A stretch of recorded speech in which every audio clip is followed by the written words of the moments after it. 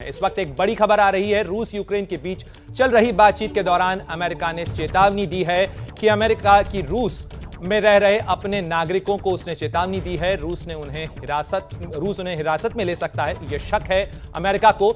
और रूस यूक्रेन के बीच जंग थमने के संकेत मिल रहे हैं।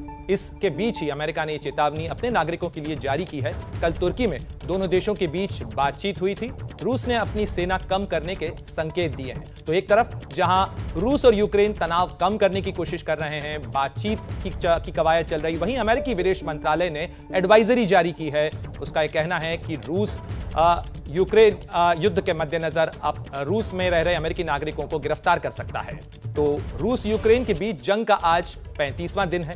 अब तक दोनों देश इस खूनी लड़ाई से थक गए हैं। यही वजह है कि अब बातचीत की कोशिशें तेज हो गई हैं और इसके नतीजे भी सामने आने लगे हैं।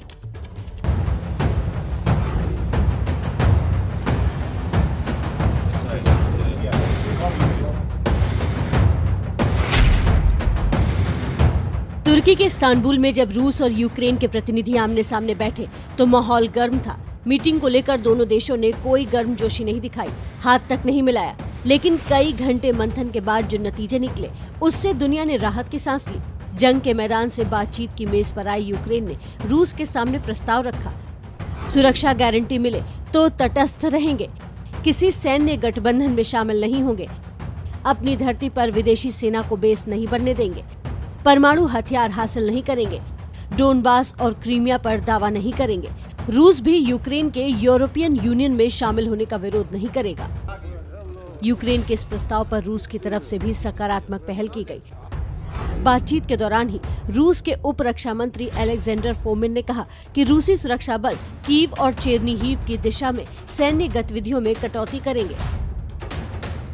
इसके बाद ही कीव से रूसी सैनिकों के पीछे हटने की खबर भी आई। रूस और यूक्रेन के बीच हुई इस बातचीत में दो लोग मुख्य मध्यस्थ के तौर पर नजर आए। पहले तुर्की के राष्ट्रपति रेचेप ताइयप एर्दोआन और दूसरे रूसी अरबपति और यूरोप के मशहूर फुटबॉल क्लब चेल्सी के मालिक रोमन अब्रामोविच।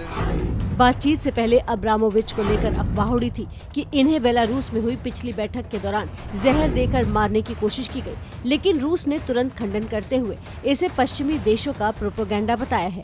इस्तांबुल में हुई बैठक में अब्रामोविच बिल्कुल सही सलामत दिखे। अब्रामोविच को पुतिन का करीबी माना जाता है, इसलिए इनकी मौजूदगी का मतलब था कि बैठक पर पुतिन सीधी नजर रख रहे थे। अब यूक्रेन ने जो प्रस्ताव रूस के सामने रखा है, उस पर पुतिन राजी होते हैं तो जल्द ही जेलेंस्की और पुतिन की आमने सामने मुलाकात भी हो सकती है।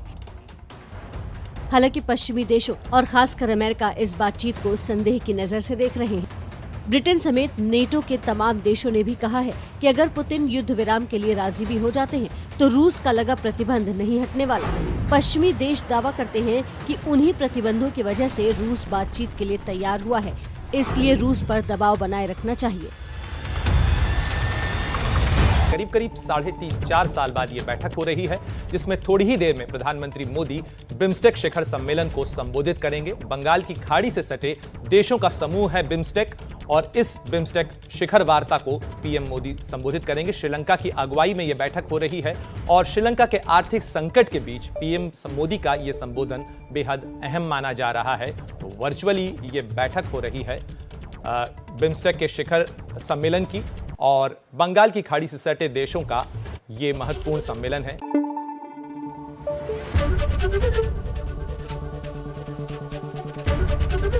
एबीपी न्यूज आपको रखे आगे।